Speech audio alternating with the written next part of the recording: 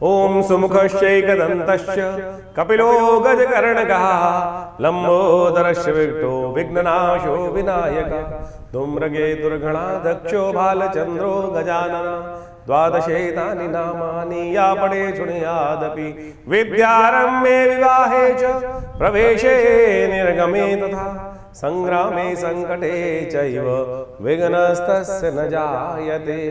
ओम जयंती मंगला काली भद्रकाली कपालिनी दुर्गा क्षमा शिवा धात्री स्वाहा स्वधा नमोस्तुते। नमस्कार, स्वागत है आपका आचार्य वाणी में। मैं आचार्य डॉक्टर विक्रमादित्य आपके साथ हूँ। आज का विषय हमारा है कर्क राशि वाली, चंद्र प्रधान कर्क राशि वालों के लिए दिवाली के दिनों में ग्रह क्या करने जा रहे हैं।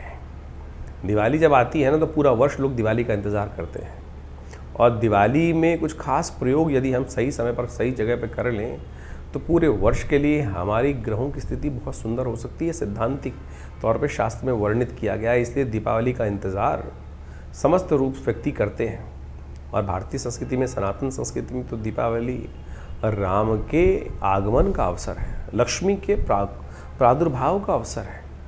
लेकिन इस बार कुछ लोगों ने भ्रांति उत्पन्न कर दी। हर व्यक्ति ये सोच रहा है कि इस दिन मनाऊं, चाहे इस दिन मनाऊं, 20 को मनाऊं चाहे 21 को मनाऊं। वो शंका का निवारण भी हम करेंगे आपके लिए। लेकिन एक बात समझ लीजिए, अक्टूबर का आखिरी समय का जो दिन है, विशेष तौर पर जो भविष्य बल के अनुसार से आपकी राशि के दृष्टिकोण से बहुत महत्वपूर्ण है, क्योंकि आपकी राशि के साथ कई ग्रहों का योगायोग बहुत विचित्र तौर पर बनने वाला है। बृहस्पति महाराज आपकी राशि में उच्च के होकर विराजमान हो गए केवल 49 दिन के लिए। मंगल महाराज पिछले करीब 9-10 महीनों से जिस प्रकार से शनि के साथ उठापटक का योग बना रखा था, मैं बड़ा या तू बड़ा, अब वो भी शांत होकर ताकत में आकर आपकी राशि के दृष्टिकोण से यदि देखा जाए तो बहुत महत्वपूर्ण योग बनाने वाले हैं। बस आपको थोड़ा ध्यान रखना पड़ेगा कि आपका मंगल पॉजिटिव रहे, नेगेटिव ना रहे। अगर मंगल आपकी राशि में इस वक्त नेगेटिव प्रभाव उत्पन्न करना शुरू कर दिया तो ध्यान रखना कि आपके लिए वो आपकी नींद को भी खलल कर देगा, अशांति का वातावरण बना देगा। इसलिए मंगल को शुभ करने का आपको प्रयास कर लेना चाहिए। और मंगल शुभ तब होगा कि जब आपके द्वारा कुछ खास उपाय कर लिए जाएंगे। जी हाँ, इस बात का ध्यान रखना। ये बिल्कुल अकाट्य बात हम आपके समक्ष कर रहे हैं। इन दिनों अक्टूबर के अंतिम में मंगल बुध कई प्रकार के परिवर्तन के योग बना रहे हैं। शनि मंगल का टकराव समाप्त होने की तरफ जा रहा है। ये सारे के सारे परिवर्तन आपके लिए बहुत महत्वपूर्ण रहने वाले हैं। शनि इन दिनों भाग्य में चल रहा है। जब शनि भाग्य में चलता है तो क्या होता है ना, भाग्य को ट्यूबलाइट बना देता है। पुराने ज़माने वाली ट्यूबलाइट, आज वाली नहीं, जो खट से जल जाती है। वो कभी जलती है, कभी बुझ जाती है, कभी लगता है भाग्य जागा हुआ है और कभी चलता है कि भाग्य चल ही नहीं रहा है। लेकिन इस अक्टूबर के अंतिम काल में एक योग ऐसा बनने वाला है, यदि एक दिन एक उपाय आपने कर लिया तो शनि आ जाएंगे आपके कंट्रोल में। जी हाँ, और पूरे साल का इंश्योरेंस शनि का आप कर सकते हैं कि नेगेटिव नहीं होंगे शनि आपके लिए। वो खास उपाय हम आपको बताएंगे इसी कार्यक्रम के दौरान में। सुन लीजिएगा, कर लीजिएगा। कोई बहुत उठापटक वाला ज़रूरत नहीं है, छोटा सा ही उपाय है, चिंता ना करें। हींग लगे ना फिटकरी, रंग चोखा, गारंटी हमारी है आपकी राशि के दृष्टिकोण से। तो सबसे पहले बात कर लेते हैं आपकी राशि के दृष्टिकोण से ग्रहों का योगायोग 21 तारीख को कैसा बन रहा है। 21 अक्टूबर मंगलवार का अवसर अमावस्या उदय तिथि के रूप में विद्यमान है और शाम तक प्रदोष काल तक रहने वाली है। कुछ लोगों ने भ्रांति उत्पन्न कर दी कि दीपावली जो है वो 20 को ही मनवा दी लोगों ने। शास्त्रोक्त दृष्टिकोण से वो हम सिद्धांत आपके समक्ष, वैज्ञानिक सिद्धांत, ज्योतिष वैज्ञानिक सिद्धांत के तौर पर आपके समक्ष पूर्ण विशेष तौर पर रखने वाले हैं, और आप उसको समझ लेंगे, शांति से बैठ के सुनेंगे तो समझ जाएंगे आप भी। आप सब पढ़े लिखे हैं, सब आज की तारीख में पुराने ज़माने की स्थिति तो रही नहीं है, तो आपको अच्छे से समझ कर कार्य कर लेना चाहिए। खैर, अगर 20 को भी मना ली है दिवाली, कोई बुरी बात नहीं है। छोटी दिवाली तो है ही उस दिन, और बड़ी दिवाली जो वास्तविक दिवाली है वो 21 की ही है। कम से कम उस दिन मनाइएगा ज़रूर। महालक्ष्मी का उपासना, यदि एक दिन पंडित जी को दक्षिणा एक्स्ट्रा दे देंगे, ये घर में बैठ कर सब लोगों के साथ बैठ के कर लेंगे तो कोई ख़राब नहीं होगा। लेकिन जिन्होंने नहीं करी, भाग्य सो जाएगा। ये बात खासतौर पर ध्यान रखना। क्या आप अपने भविष्य को, पूरे वर्ष को भाग्य को सुलाने वाला बनाना चाहते हैं तो आपको ध्यान रखना चाहिए, जो भी तथाकथित तौर पर आपके मनोमस्तिष्क में भ्रांति उत्पन्न करने का प्रयास कर रहे हैं वो आपके भाग्य को सुला सकते हैं। इसलिए सही बात सुने, सही बात, शास्त्र की बात को समझते हुए कार्य करें। कुछ लोगों ने अपनी हठधर्मिता को दिखाने के लिए इतनी बड़ी भयंकर गलती करी है, जो जो उनका अनुसरण करेगा, और आप समझ के चलें। और 21 को कम से कम महालक्ष्मी आ रही हैं, 21 को महालक्ष्मी आ रही हैं, घर का पता ढूंढ रही हैं, खोल के रखिएगा, प्रकाश करके रखिएगा, सिद्धांत भी समझ लीजिए। तो 21 तारीख को दिवाली का सुंदर योग बन रहा है। इस बार बड़ी भ्रांति रही कि 20 को मनाएं या 21 को मनाएं। शास्त्रोक्त दृष्टिकोण से हमने पूरी तरह से अच्छे से समझाया है कि कैसे 21 का योग बन रहा है। पुनः आपको समझा देते हैं कि यहाँ दिल्ली के पंचांग के अनुसार से या भारत के संपूर्ण पंचांगों के अनुसार से जो योग बन रहा है वो ऐसा है कि बिल्कुल जो अमावस्या की तिथि है वो करीब करीब 5:54 तक है। तो अमावस्या की आयु है।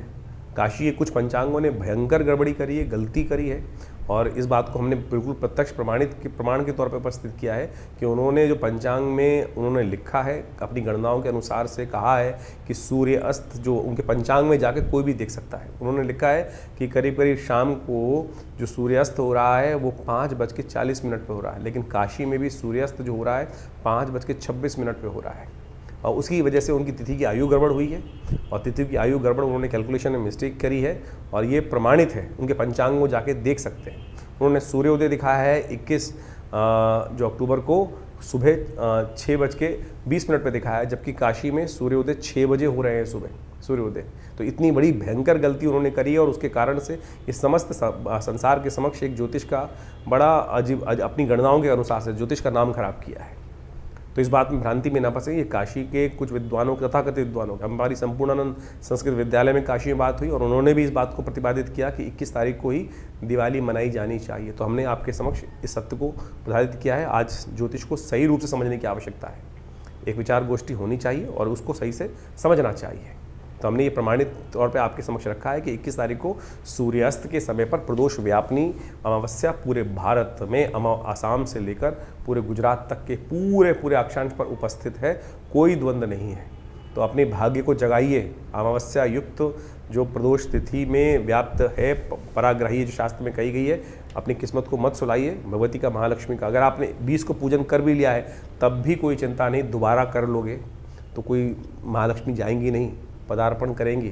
आपको नित्यपति करनी चाहिए, तो कम से कम इसी बात के मान के कर लो कि आप आनंद भाव से। तो एक महालक्ष्मी का पूजन।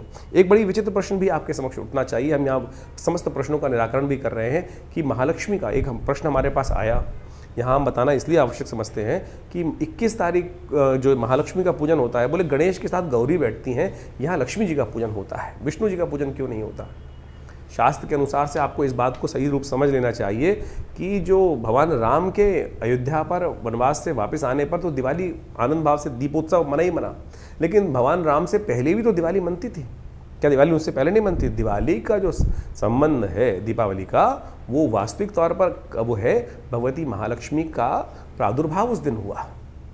और जब आदि लक्ष्मी का प्रादुर्भाव हुआ, जो दुर्गा सप्तशती के दूसरे अध्याय में कथा आती है कि समस्त देवताओं ने विचार किया कि अब इस जो राक्षस जिसने त्रिलोकी में राज्य स्थापित कर लिया है महिषासुर ने, उससे कैसे उसको हटाना है। तो कहा जाता है कि जब समस्त देवतागण, भगवान विष्णु, महेश, शिव इत्यादि समस्त देवताओं गणों के साथ ऋषिगण वहाँ पे विचार कर रहे थे आकाश मंडल में, तो उन सबके शरीर से एक तेज निकला और वो महालक्ष्मी के रूप में, एक स्त्री के रूप में वहाँ जो है परिवर्तित हुआ।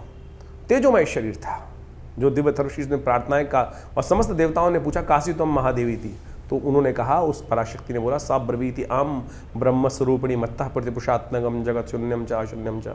ये दिव्य थर्वशीष की प्रार्थना है। और सब जब उन्होंने अपना पूरा व्याख्यान दिया कि हम कौन है, भगवती ने कहा वेदो हम अवेदो हम विद्याम अविद्याम अजाहम अनजाहम, तब आखिरी में सब समस्त देवता कहते हैं नमो देवी महादेवी शिवाय सत्मा। तो ये भगवती का स्वरूप जो है महालक्ष्मी स्वरूप है, उनका जो है वो प्रकट उस दिन हुआ है। तो प्रादुर्भाव उस दिन हुआ है, इसलिए महालक्ष्मी का पूजन उस दिन गणेश जी के साथ किया जाता है। गणेश जी तो सर्वप्रथम पूज्य हैं भगवान शिव के आशीर्वाद से, तो साथ में निर्विघ्नता पूर्ण करने के लिए और महालक्ष्मी की प्राप्ति के लिए इस दिन उनका स्तवन आनंद भाव से होना चाहिए। तो ये सही रूप से आप समझ लीजिए। तो वैसे तो श्री पंचमी के दिन भी भगवती महालक्ष्मी का प्रादुर्भाव बोला जाता है। बहुत सारे लोग द्वंद्व में फंस जाते हैं। वो कौन सी लक्ष्मी है? वो लक्ष्मी है कि जो सागर मंथन से उत्पन्न हुई श्री पंचमी के दिन। ये भगवती आदि लक्ष्मी है, जो जिनकी प्रार्थना भगवान विष्णु ने, भगवान शिव ने, ब्रह्मा ने स्वयं करी है।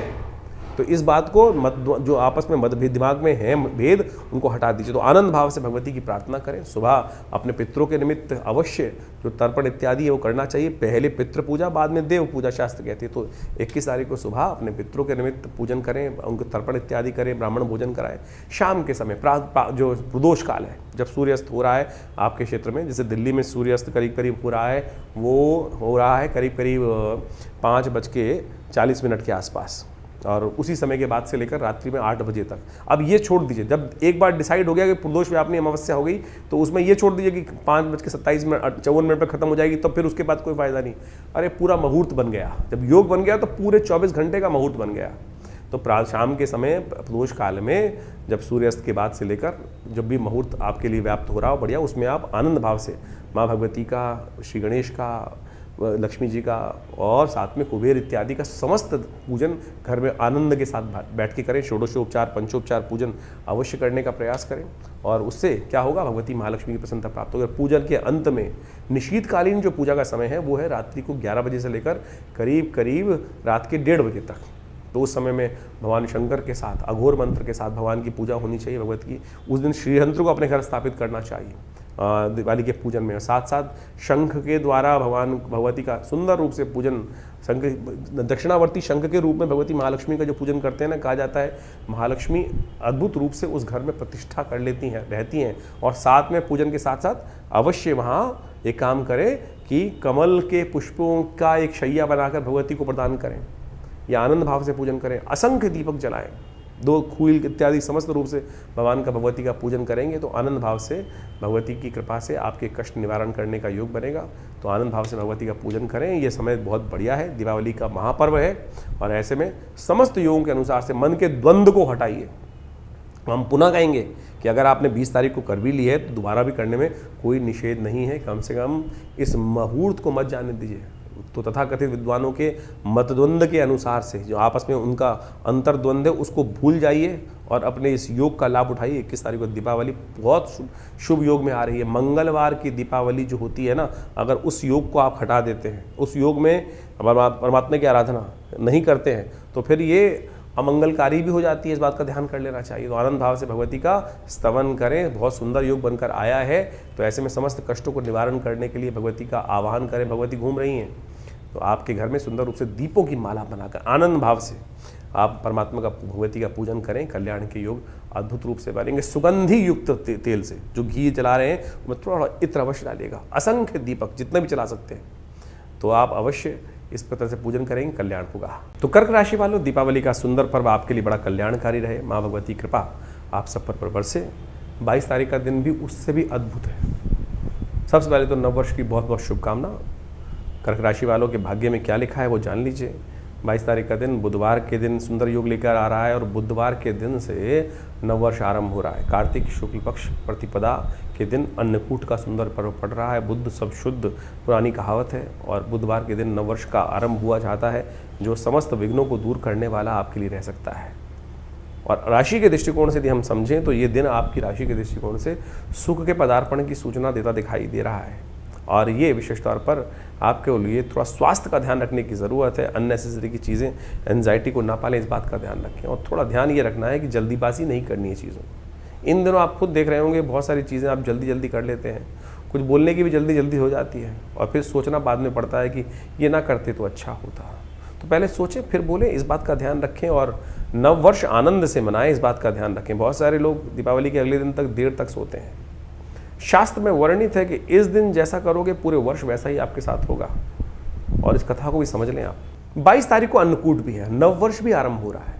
गुजरात इत्यादि में आज भी परंपरा है कि कार्तिक कृष्ण पक्ष की प्रतिपदा को नववर्ष के रूप में मनाया जाता है। भगवान कृष्ण की सुंदर उपासना की जाती है, और ये दिन अद्भुत योग लेकर आता है।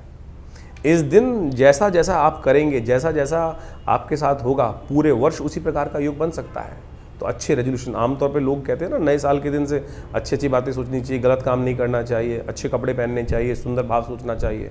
वो हम 1 जनवरी के साथ जोड़ देते हैं। ज्योतिष के दृष्टिकोण से, स्कंद पुराण के दृष्टिकोण से स्कंद पुराण में इस बात का वर्णन है कि जो कार्तिक शुक्ल पक्ष की प्रतिपदा है, जिसके दिन अन्नकूट होता है, गोवर्धन की पूजा होती है, उस दिन वो मुहूर्त बनता है कि जैसा जैसा आपके साथ होगा पूरे वर्ष उसी प्रकार के आपके साथ योग घटेंगे।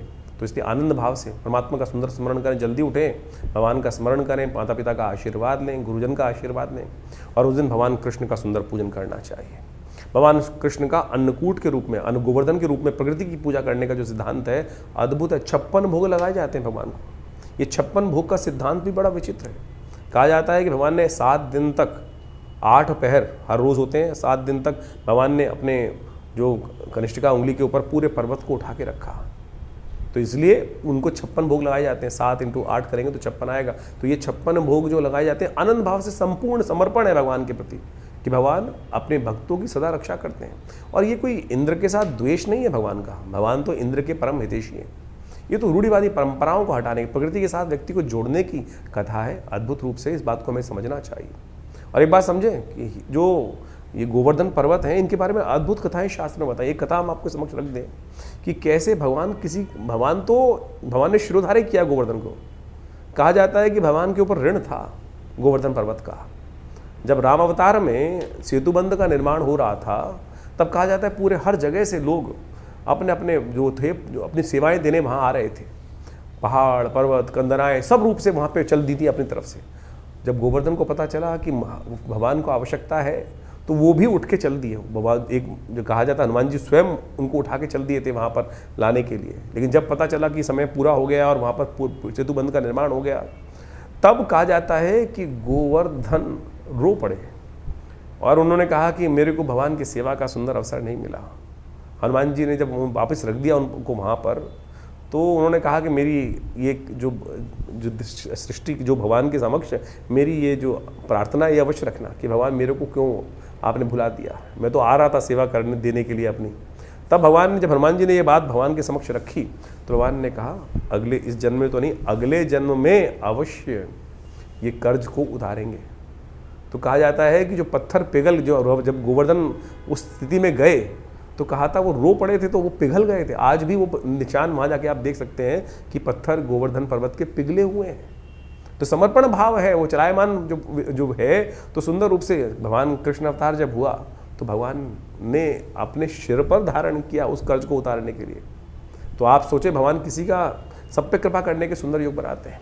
तो आप इस भाव को ध्यान रखें। तो आनंद भाव से समस्त ये समर्पण भाव की भाव है। तो इसलिए आनंद भाव से गोवर्धन का पूजन करें। हमने विवेकानंद योगाश्रम में इस दिन बड़ा विशाल कार्यक्रम रखा है। हमारे गुरुदेव का जन्मदिवस भी होता है, आचार्य केशव देव जी महाराज का। तो उस दिन बड़े आनंद भाव से भगवान गोवर्धन का पूजन, गोबर का बहुत बड़ा पर्वत बनाकर उनका बड़े सुंदर रूप से भगवान का, विष्णु का, भगवान कृष्ण का सुंदर पूजन, कीर्तन इत्यादि समस्त रहता है। तो शाम के समय अन्नकूट का भंडारा रहता है। आप भी आइए और सुंदर रूप से भगवान का सुंदर स्तवन करें। और सबसे पहला काम ध्यान रखिएगा, इस दिन सुंदर योग जो बन रहा है आनंद से रहेगा, प्रसन्नता से रहेगा, भगवान का भजन कीजिएगा। जितने अच्छे काम हो सकते हैं वो सब करने का प्रयास करें, क्योंकि यही वो दिन है। पुनः आपको अवगत करा देते हैं। और इस दिन अवश्य भगवान कृष्ण के लिए, भगवान विष्णु के लिए सुंदर पूजा, षोडशोपचार पूजन कर उस दिन कम से कम अपने आप को 11 दीपक अवश्य घी के चलाने चाहिए। और 11 दीपक जलाकर सुंदर रूप से शंख की, भगवान विष्णु की सुंदर रूप से पूजा अवश्य करनी चाहिए उस दिन। इस बात का हमें ध्यान रखना चाहिए। तो कर्क राशि वालों, नववर्ष के साथ नववर्ष जो आरंभ हो रहा है, बहुत दिन आपके लिए शुभ रहे, ऐसा भगवान से प्रार्थना। 23 तारीख के दिन ग्रहयोग की गणना जो कह रही है वो भी जान लीजिए। बृहस्पतिवार का अवसर है, द्वितीया तिथि विद्यमान है और इस दिन ग्रह परिवर्तन की एक नई योजना बनाते दिखाई दे रहे हैं, जो परिवर्तन की तरफ आपके ले जाएगी और आपके विजय दिलाने के योग बना सकती है। कोई बहुत महत्वपूर्ण कार्य यदि आप करने के प्रयास कर रहे हो, किसी बहुत इंपॉर्टेंट कार्य पे काम करना हो, तो इस दिन को छोड़कर अगले दिन से आरंभ कर लीजिएगा। इस बात का ध्यान रखें, वो आपके लिए बहुत पॉजिटिव रहता दिखाई देगा। इस दिन तो आशीर्वाद प्राप्त करने का प्रयास करना चाहिए। यम द्वितीया जो है ना, वो प्यार बढ़ाने का दिन है और अपने कष्टों को दूर करने का दिन है। इस दिन कहा जाता है जो चित्रगुप्त जी की और यमराज जी की पूजा कर लेता है सुबह सुबह और यम के निमित्त तर्पण कर लेता है, शाम को एक दीप दान कर देता है, उसके जीवन के 1 वर्ष को सिक्योर करने का आशीर्वाद धर्मराज स्वयं दे देते हैं। इस दिन चित्रगुप्त और यमराज जी के निमित्त शास्त्र में वर्णित किसी योग्य ब्राह्मण के द्वारा यम तर्पण अवश्य कराना चाहिए। छोटा सा कार्य है, 5 मिनट 10 मिनट लगते हैं। और कहीं भी बैठ के किसी योग्य ब्राह्मण के द्वारा आप उसको करा सकते हैं। तो ये करने से समस्त कष्टों का निवारण करने का योग बन जाता है। यम द्वितीया अपने आप में एक अद्भुत भैया दूज का जो पर्व है, आशीर्वाद प्राप्त करने का, तिलक लगाने का पर्व है। 23 तारीख की भैया दूज है। कार्तिक जो शुक्ल पक्ष की द्वितीया है, ये यम द्वितीया है। देखिए, दीपावली का महापर्व बड़े सुंदर रूप से आपको समझ लें, यमराज जी की पूजा से, यमदीप दान से शुरू होती है और जो है वो अंत भी यमदीप दान से ही होता है। ये कार्तिक के महीने में दीप दान का ही महत्व है। सरलता से एक दीप जलाकर ही आप समस्त अपने पापों से मुक्ति प्राप्त कर सकते हैं, भगवान का सानिध्य प्राप्त कर सकते हैं, पुण्यों को जगा सकते हैं। ये यमदीप दान जो यम द्वितीया है, जिसको भाई दूज बोला जाता है, इसके पीछे भी अद्भुत कथा है। यमराज जी और यमुना जी आपस में भाई बहन हैं, सूर्य पुत्री हैं दोनों के दोनों। और कहा जाता है कि यमुना जी हमेशा यमराज जी से कहती थी कि हमारे यहाँ कभी भोजन करें आके। धर्मराज हमेशा व्यस्त रहते थे, टाइम नहीं मिलता था। तो यम द्वितीया के दिन यमराज जी जाकर बहन यमुना के यहाँ भोजन करते हैं और कहा जाता है कि इस दिन समस्त भाइयों को अपनी बहन के घर जाकर ही भोजन करना चाहिए, अपने घर भोजन नहीं करना चाहिए। इस बात का ध्यान रखना चाहिए। शास्त्र में तो यहाँ तक प्रमाणित है कि अपने घर में चूल्हा ही ना जलाएं, उस दिन जाके बहन के घर ही भोजन करना चाहिए। तिलक किया जाता है। क्या होता है इससे बहन के कष्ट दूर हो जाते हैं और भाई की आयु बढ़ जाती है। यह सुंदर शास्त्र में सिद्धांत है, कोई और टोटके की जरूरत ही नहीं भाई। तो इसलिए बहन से बढ़िया भाई को कौन आशीर्वाद दे सकता है। ये संबंध है सुंदर रूप से, समस्त अहम को त्यागिए और जाकर अपने परिवार में सामंजस्य स्थापित करने के लिए, आशीर्वाद के लिए, समस्त कष्टों को दूर करने के लिए इतनी बढ़िया व्यवस्था शास्त्र में वर्णित है, इसका पालन करना चाहिए। और शाम के समय काम अवश्य करना चाहिए। यम द्वितीया के दिन यमुना जी के घाट पे या किसी भी पानी के घाट पे जाकर, तालाब में या नदियों पे जाकर, हो सके यमुना तो सबसे श्रेष्ठ है, शाम को 7 क्या करना चाहिए, एक नोट कर लीजिए, उपाय है, अद्भुत उपाय। ये नोट करके जो कर लेगा उसके पूरे वर्ष के लिए समस्त कष्ट दूर होने के योग बन जाएंगे।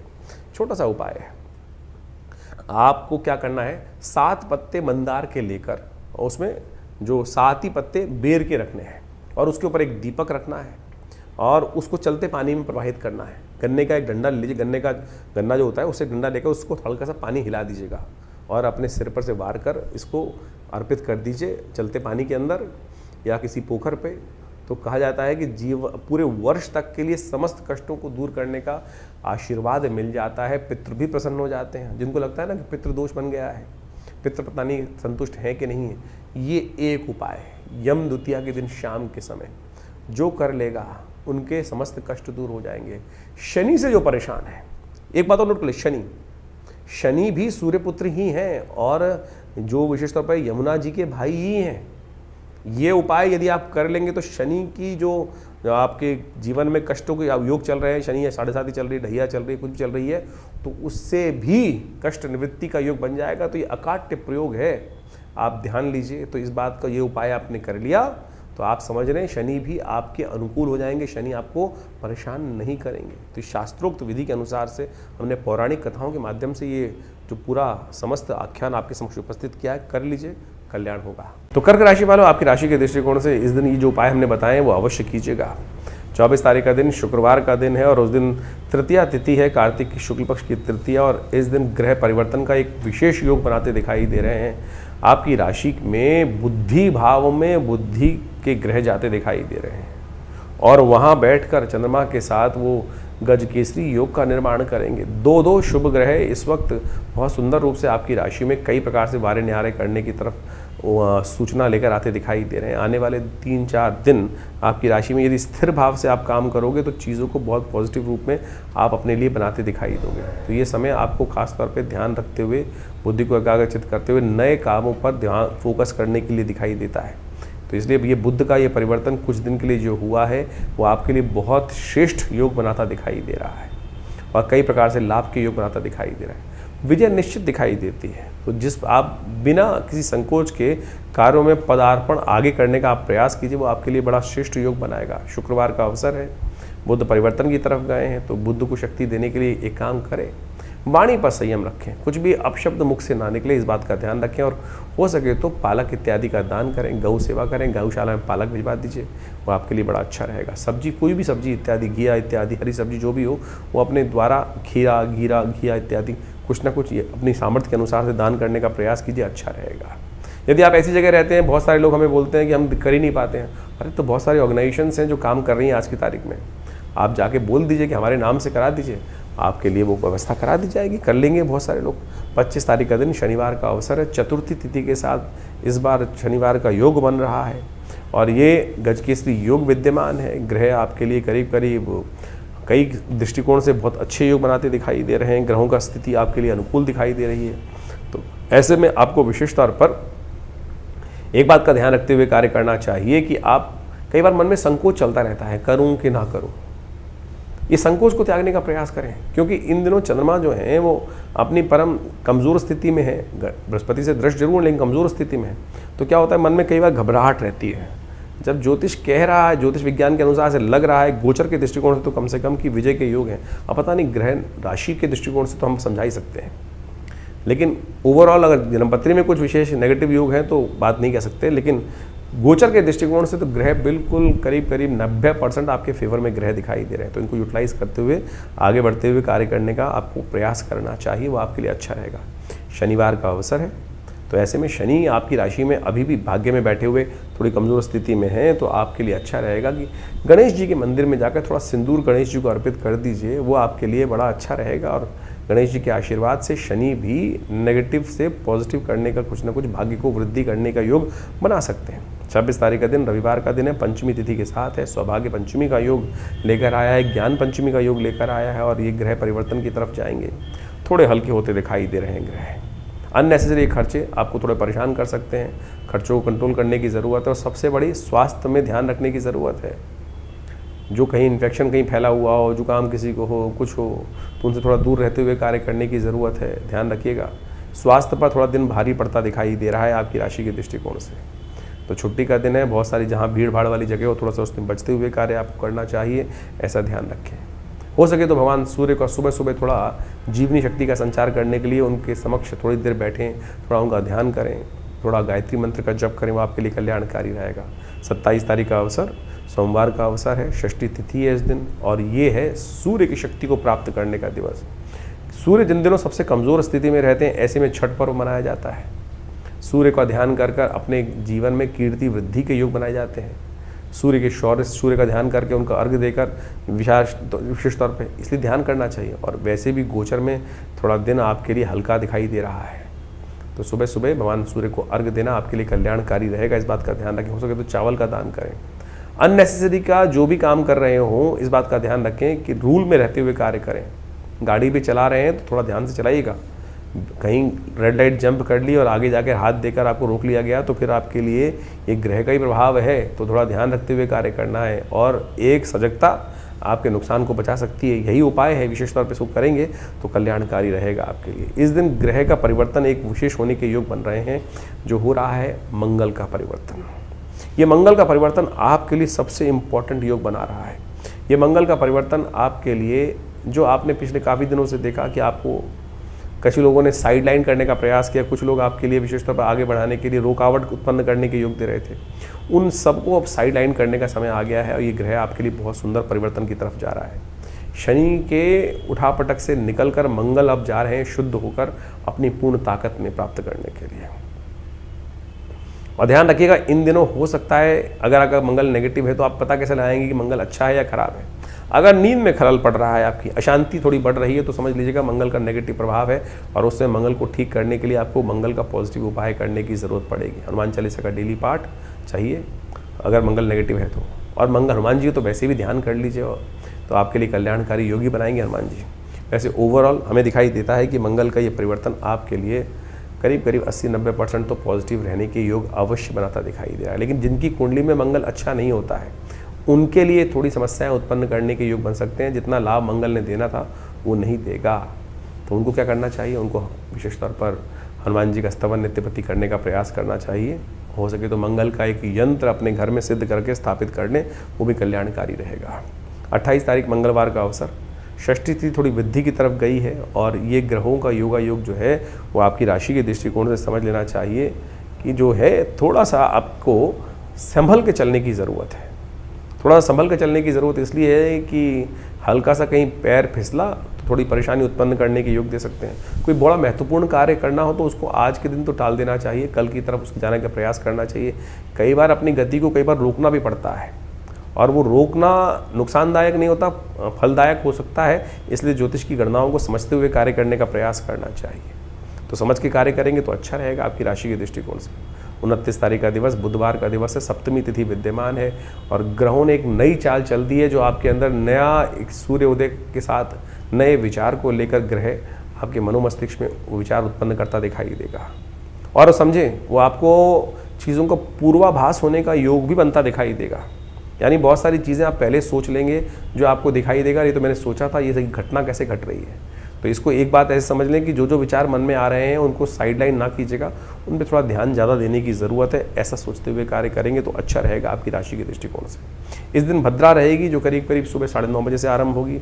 नए कार्य की तरफ थोड़ा कम ध्यान दें, चलते हुए कार्यों में थोड़ी शक्ति ज़्यादा लगाने का प्रयास करें, वो आपके लिए अच्छा है। विघ्नों को दूर करने के लिए विघ्नहर्ता गणेश जी का ध्यान करना आपके लिए अच्छा रहेगा। पीले पुष्प उन्हें अर्पित करें, भगवान की कृपा से एक मंत्र भी जप कर लें, या देवी सर्वभूतिषु बुद्धि रूपेण संस्थिता नमस्तस्यै नमस्तस्यै नमस्तस्यै नमो नमः, कृपा होगी। 30 तारीख का दिन बृहस्पतिवार का दिन है, और ग्रह आपके लिए कम से कम अच्छे योग बनाते दिखाई दे रहे हैं, और ये योग आपके लिए खासतौर पर लाभ का रास्ता भी खोलते दिखाई दे रहे हैं। और ऐसे में इन लाभ को, इन स्थितियों से लाभ उठाने के लिए थोड़ा सा इनिशिएट करने की ज़रूरत है, और अड़ने की ज़रूरत नहीं है। अड़के हुए काम करोगे तो फिर कहीं ना कहीं समस्याएं उत्पन्न कर सकते हैं। अड़िए मत, शांति के साथ समझिए चीज़ों को, काम करेंगे। इन दिनों घर के मामलों में थोड़ा खर्चा ज़्यादा होने के योग दिखाई देते हैं घर बाहर पर, तो इसलिए थोड़ा सा जो घर बाहर के काम आ रहे हैं उन पर थोड़ा ध्यान देने की ज़रूरत ज़्यादा रहेगी। गोपाष्टमी है, ग्रहों को ठीक करने के लिए सबसे अच्छा रहेगा कि गाय के सुबह सुबह पूजन करें। गाय को अपनी सामर्थ्य के अनुसार से कुछ ना कुछ, गोपाष्टमी जो है कहा जाता है कि प्रत्यक्ष देवता माने जाते हैं, सर्व देवताओं का वास गऊ के अंदर कहा गया है, इसलिए गौ सेवा नित्यप्रति होनी चाहिए। कम से कम गोपाष्टमी तो अवश्य अपनी जितनी सेवा हो सकती है वो करने का प्रयास करें। 31 तारीख शुक्रवार का अवसर है, 9वीं तिथि इस दिन विद्यमान है, और ग्रह नक्षत्रों के दृष्टिकोण से जो योगा योग बन रहा है वो आपको समझ लेना चाहिए। ये परिवर्तन का योग बन रहा है, थोड़ा सा आपके अंदर भ्रम की स्थिति को उत्पन्न करेगा। चीज़ों को समझ में जितनी दिखाई दे रही हैं वो कहीं ना कहीं थोड़ा सा अंडर एस्टिमेट करके चलते दिखाई देंगे, और वो अंडर एस्टिमेट करना कई बार विकट स्थिति को उत्पन्न कर सकता है। पंचक भी आरंभ हो रहा है इस दिन, ध्यान रखिएगा। पंचक का आरंभ होना कहीं ना कहीं जिस शास्त्र में वर्णित है, लकड़ियों का एकत्रीकरण, तृण का एकत्रीकरण, छत ना डालना, ये सब चीज़ों से बचना चाहिए। कई बार लोग बहुत सारी और चीज़ों को जोड़ लेते हैं, उतना ज़्यादा चिंता की ज़रूरत नहीं है। इस दिन आंवला नवमी भी पड़ रही है साथ में। आरोग्यता प्राप्त करने का दिवस है, क्योंकि स्वास्थ्य के निमित्त भी, मानसिक तौर पर भी थोड़ा सा दिन हल्का दिखाई देता है, तो इस दिन आंवले का पूजन करना चाहिए। शास्त्र में अद्भुत विधान है, वो भी समझ लीजिए। आंवला नवमी के दिन विशेष तौर पर भगवान विष्णु की उपासना जो कर लेते हैं, उनके समस्त आयुष संबंधी समस्याएं ठीक करने के योग बन जाते हैं। शास्त्र के दृष्टिकोण से कहा जाता है कि इस दिन से आंवला पूजन करने के बाद एक आंवला रोज यदि पूरी सर्दी आप खा लें तो आपकी स्वास्थ्य संबंधी समस्या, जो ग्रह इस वक्त शनि को देख लें, चाहे आप बृहस्पति को देख लें, वो कहीं ना कहीं स्वास्थ्य के मामले में थोड़ा नेगेटिव चल रहे हैं, तो उनको ठीक करने के लिए ये सुंदर योग है, तो इसको अपनाइए, कल्याण होगा। तो ये जो ग्रहों का योग आपने समझा, नित्यपति जो ग्रहों का परिवर्तन आपके समक्ष उपस्थित होता है, और इस अक्टूबर के महीने में तो बहुत सारे महत्वपूर्ण ग्रह परिवर्तन की तरफ जा रहे हैं, ये सब आपको समझ में आना चाहिए। मंगल स्वग्रही होने जा रहे हैं, शुक्र बहुत जल्दी अक्टूबर समाप्त होते ही स्वग्रही अपने रूप में आ जाएंगे, बृहस्पति उच्च के हो गए, शनि अब पुनः मार्गी होने की तरफ जा रहे हैं। तो ये ग्रहों का जो विशेष परिवर्तन है, कुछ नया, यानी दीपावली के बाद से ऐसे जैसे ग्रहों का परिवर्तन होने के योग बने हैं, वो महत्वपूर्ण परिवर्तन आपके जीवन में लाने के योग बनाएंगे। जब ग्रह अपनी शक्ति में आते हैं तो कई प्रकार से अच्छे समय को आपके समक्ष लाने का उपस्थित योग बना देते हैं। तो ऐसे में हमको अपने आप को तैयार करना चाहिए। तो ग्रहों का योग जो है, जिस प्रकार से आपने समझा है, आपकी राशि के दृष्टिकोण से परिवर्तन की तरफ चला गया है। चीज़ें बिल्कुल बहुत सारी चीज़ों के मामलों में अनुकूल परिस्थिति बन रही हैं। जो शनि का मंगल के साथ एक विचित्र प्रकार का योग पिछले करीब 3-4 महीनों से 5 महीनों से लगातार चल रहा था। पहले समसप्तक योग, पहले षडाष्टक योग, फिर षडाष्टक योग तो पुनः बना, और अब मंगल पूर्ण ताकत में आ चुके हैं, बृहस्पति से दृष्ट हो चुके हैं, शुक्र भी स्वग्रही होने के योग बना रहे हैं। तो इस प्रकार से इन सब समस्त ग्रहों ने परिवर्तन कर आपकी किस्मत में कुछ नया करने का, व्यवस्था बनाने का योग बनाया है। तो आप अच्छे से समझ लीजिए, और जब समय ठीक चल रहा हो ना तो हमको पूरा तटस्थ होकर, कई बार क्या होता है मन हतोत्साहित हो जाता है, लगातार कई बार जीवन में समय खराब चल रहा होता है तो मन ये ऐसा हो जाता है कि कुछ होगा ही नहीं, मेरे करने से कुछ होना ही नहीं है, तो ऐसे में हम हार जाते हैं। और जबकि स्थितियां बिल्कुल परिवर्तन करते हुए टाइम नहीं लगता है, वैसे ही परिवर्तन की स्थिति अब आ चुकी है। जैसा हमने आपको कहा, मंगल स्वग्रही होने के योग बना रहे हैं, अपनी राशि में आ रहे हैं, पूर्ण ताकत में आ रहे हैं और हिम्मत से बहुत सारी, सबसे बड़ा परिवर्तन तो बृहस्पति ने किया है। लंबा समय नहीं है, सोने का समय नहीं है, जो जागत है सो पावत है, जो सोवत है सो कुवत है, इस बात का ध्यान कर लो साफ साफ। और नहीं तो फिर ये समय तो अभी कैसे, दिसंबर तो आया जाता है, 4 दिसंबर के आसपास बृहस्पति पुनः फिर बदल जाएंगे और फिर वही स्थिति में चले जाएंगे। उच्च के बृहस्पति सुंदर तरीके से ग्रहों पर अपना कंट्रोल उपस्थित कर चुके हैं, तो अब आपको समझना है कि आपको चीज़ों को कैसे ठीक करना है। हाँ, अगर अभी भी आपको लग रहा है कि आपके जीवन में परिवर्तन नहीं आ रहा तो आपको फिर गोचर के दृष्टिकोण से नहीं, अपनी जन्मपत्री को दिखाना चाहिए। हो सकता है कुछ महादशाएं खराब चल रही हैं और बहुत ऐसा लंबा चौड़ा उपाय नहीं होते हैं। बहुत सारी चीज़ें लोग चाहते हैं कि परिवर्तन होता ही नहीं है, लेकिन उनको सही रूप से करने की आवश्यकता है। हमने देखा है परिवर्तन होता है, बहुत सारे लोग लगातार हमारे साथ जुड़े हुए हैं और हमने जैसे जैसे उपाय उनसे कराए हैं उनके जीवन में महत्वपूर्ण परिवर्तन का योग बना, निश्चित तौर पे बना, अच्छे से सामने देखने पे बना। और बिल्कुल परिवर्तन कर्म से बनता है, विश्वास से बनता है, सही दिशा में कार्य करने से बनता है। कार्य तो सब कोई कर रहा है, अब कोई लठ ऐसे मार रहा है, कोई वैसे मार रहा है, ज्ञान के अनुसार से एक पॉइंट पर यदि हम कार्य करने का रास्ता सही सेट कर लें, विज्ञान के अनुसार से, समय के अनुसार से, बुद्धि के अनुसार से, देव योग के अनुसार से, तो कैसी चीज़ें हमारे हाथ में नहीं आएंगी। ये विश्वास हमको जगाना चाहिए। ज्योतिष विज्ञान वही विश्वास जगाता है और सही रूप में सही चीज़ों को कर कर, परमात्मा के सामने प्रार्थना कर कर सही रूप यदि उपाय कर लिया जाए तो सही माने परिवर्तन, किस्मत जगाने के मार्ग बहुत जल्दी से प्रशस्त हो सकते हैं। तो जैसा हमने आपको आपके ग्रहों का योगा योग बताया है, तो उसको सही समझ लीजिए, अपने जन्मपत्री को अच्छे से। क्योंकि क्या होता है कि एक बार हम लोग गोचर के दृष्टिकोण से बहुत सारी चीज़ों को देखते रहते हैं, जैसे हम आपको बताते हैं, तो गोचर का एक पार्ट है, इसके अंदर बहुत सारी चीज़ें अपने वो क्या होता है। आजकल बहुत सारे लोग जब जन्मपत्री दिखाने आते हैं तो आजकल यूट्यूब चैनलों की मेहरबानी से आधे ज्योतिषी खुद बन के ही आते हैं और पूरा ज्ञान होता नहीं है। तो क्या होता है कि फिर नीम हकीम खतराए जान हो जाती है स्थिति। तो कई बार वो चीज़ें समझ में नहीं आती हैं, छोटी छोटी चीज़ें कई बार हम अपने लिए देख रहे होते हैं तो नहीं देख पाते हैं। सामने वाला जब देखता है और बिल्कुल न्यूट्रल होकर देखता है तो वो चीज़ें सामने आ जाती हैं। और हमने देखा है कि बिल्कुल छोटे से रूप में यदि उसको परिवर्तन करने का मार्ग, हल्का सा परिवर्तन करने का मार्ग पकड़ लिया जाए, सही दिशा पकड़ ली जाए, तो किस्मत जागने के योग बन सकते हैं। तो आप बिल्कुल इस समय को बर्बाद मत कीजिएगा, समय आपके बिल्कुल उपयुक्त हैं, चीज़ों को सही दिशा में करने का प्रयास करें। और जिस प्रकार से कभी कभी सही समय पर जाकर, आजकल मॉडर्न साइंस में बोला जाता है ना कि जब को सब ठीक चल रहा हो तो डॉक्टर के पास जाकर एनालाइज कराते रहना चाहिए, तो उसी प्रकार से ज्योतिष विज्ञान में भी ग्रहों का एक योग कभी नहीं रहता, हर समय परिवर्तन का योग बनता है। तो समय समय पर अपनी जन्मपत्रिका समझ, चीज़ों का विचार विमर्श, चीज़ों को समझने का मार्ग करते रहना चाहिए। और उससे क्या होता है कि चीज़ें सही दिशा में सही समय पर पकड़ में आ जाती हैं। और वो नहीं तो फिर क्या होता है कि यार मेरा बैठा हुआ व्यक्ति कहाँ, मिलने वाला व्यक्ति कहाँ बैठा हुआ था, मुझे पता ही नहीं चला। यही तो किस्मत सोने का तरीका है, यही कारण है ना कि हमको पता ही नहीं चला कि हमारा किस्मत जगाने के लिए व्यक्ति बैठा हुआ था और जब उसका समय निकल गया तब जाकर हम जागे, अरे चीज़ हाथ से निकल गई। तो ऐसा ना करें, जगाइए किस्मत को और ग्रहों को सही स्थिति को समझें और जन्मपत्री को सही से समझकर, चीज़ों को सही समझकर और बहुत सारी चीज़ों के अनुसार से हम आपके जो भविष्यफल को समय समय बताते रहते हैं, उसको सही से समझकर कार्य कीजिए। देखिए किस्मत बदलने के लिए बिल्कुल तैयार है और आशा करते हैं, भगवान से प्रार्थना भी करते हैं। जैसा हमारे आश्रम पर नित्य प्रति बहुत सारी अनुष्ठान इत्यादि, यज्ञ इत्यादि, पूजा इत्यादि चलती रहते हैं। जन कल्याण के योग बनाएं, अपने स्वयं भी अच्छा करें और समाज को भी अच्छी तरफ ले जाने का प्रयास करें। धन्यवाद, नमस्कार।